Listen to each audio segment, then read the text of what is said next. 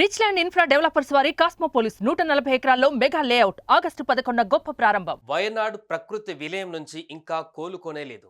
వందల మంది చనిపోయారు. అన్వేషణ, సహాయక చర్యలు యుద్ధ ప్రాతిపదికన కొనసాగుతున్నాయి.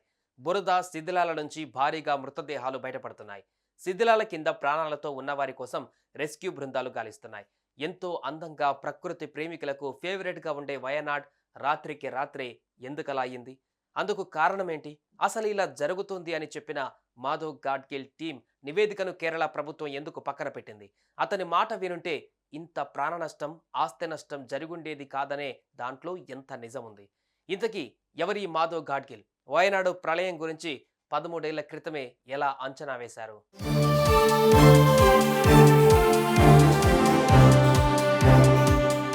వయనాడుకు ఈ పరిస్థితి వస్తుందని మాధవ్ గాడ్గిల్ ముందే చెప్పారు అని చెప్పుకున్నాం కదా. ఇంతకీ ఆయన ఏం చెప్పారు అనే దానికంటే ముందు ఆయన ఎవరు అనేది ముందు తెలుసుకుందాం. మాధవ్ ధనంజయ గాడ్గిల్ మే 24, 1942లో పూణేలో జన్మించారు. తల్లిదండ్రులు ప్రమీల, ధనంజయ్, రామచంద్ర గాడ్గిల్. 1963లో మాధవ్ గాడ్గిల్ పూణే యూనివర్సిటీకి చెందిన ఫెర్గ్యూసన్ కాలేజీ నుండి జీవశాస్త్రంలో పట్టభద్రులయ్యారు.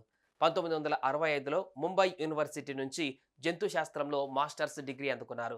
పై చదువుల కోసం విదేశాలకు వెళ్లి 1971లో తిరిగి భారత్కు వచ్చారు. ఇక మాధవ్ గాడ్గిల్ భారతీయ పర్యావరణ శాస్త్రవేత్త, విద్యావేత్త, రచయిత, కాలమిస్ట్ మరియు సెంటర్ ఫర్ ఎకోలాజికల్ సైన్సెస్ స్థాపకుడుగా ఉన్నారు.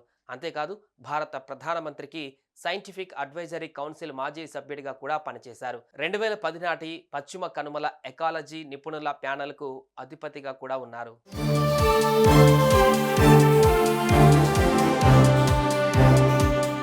కేరళలోని వయనాడులో కురిసిన వర్షాలు ఎవరూ మర్చిపోలేదు. ఎందుకంటే అంత చేదు జ్ఞాపకాన్ని మిగిల్చి వెళ్లిపోయింది. భారీ వర్షానికి కొండ చర్యలు విరిగిపడ్డాయి. ఫలితంగా వయనాడు జిల్లాలోని మెప్పాడి, ముండక్కై పట్టణం, చురాల్మాల ప్రాంతాలు బురద నీటిలో తుడిచిపెట్టుకుపోయాయి. ప్రశాంతంగా వారి వారి ఇళ్లల్లో ఉన్న వారు కొట్టుకుపోయారు. చిన్న పిల్లల మృతదేహాలు సైతం బురదలో చిక్కుకున్నాయి. ఇలా ముండక్కైలో జరగడం మొదటిసారి కాదు. ఇదివరకే అంటే 1984, 2019లోనూ కొండ చర్యలు విరిగిపడ్డాయి. ఆ సమయంలోనే ఆస్తి నష్టం, ప్రాణ నష్టం జరిగింది. కానీ 2024లో అంటే ఇప్పుడు జరిగినంత కాదు.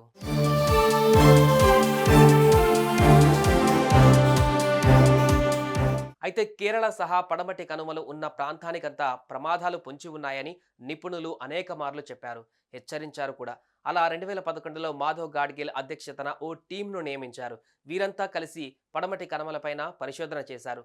అరుదైన జీవజాలాలకు ఆవాసమైన దట్టమైన అరణ్యాలు ఉండటం వల్ల గుజరాత్, మహారాష్ట్ర, కర్ణాటక, గోవా, కేరళ వీటిలో విస్తరించి ఉన్న పడమటి కనుమలలో 75% ప్రాంతాన్ని పర్యావరణ రీత్యా సున్నితమైనదిగా ఎకో సెన్సిటివ్ జోన్గా ప్రకటించాలని గాడ్గిల్ కమిటీ నివేదికలో తెలిపింది.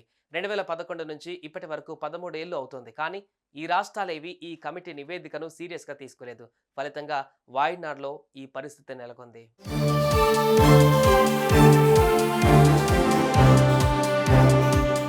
13 ఏళ్ల క్రితం గాడ్గిల్ కమిషన్ ఇచ్చిన నివేదిక ఇప్పుడు తెరపైకి వస్తోంది. అప్పుడు ఆ మాట విని ఉంటే ఈ పరిస్థితి వచ్చి ఉండేది కాదని అంటున్నారు.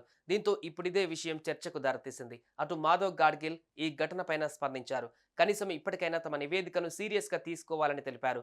లేని పక్షంలో వాతావరణ మార్పుల కారణంగా మరిన్ని ప్రమాదాలు జరిగే అవకాశం ఉందంటున్నారు.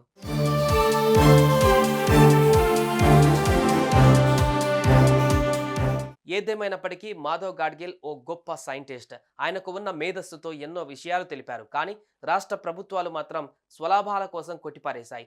సున్నితమైన ప్రాంతాలలో గ్రామాలు ఏర్పాటు చేశారు. తరచూ కొండ చర్యలు విరిగి పడుతున్నప్పటికీ సర్కార్ చర్యలు మాత్రం తూతూ మంత్రంగానే ఉంటున్నాయనేది ఆయా ప్రాంతాల ప్రజల వాదన. ఈ విషయం పైన మీ అభిప్రాయం ఏంటి? కామెంట్స్లో తెలియజేయండి.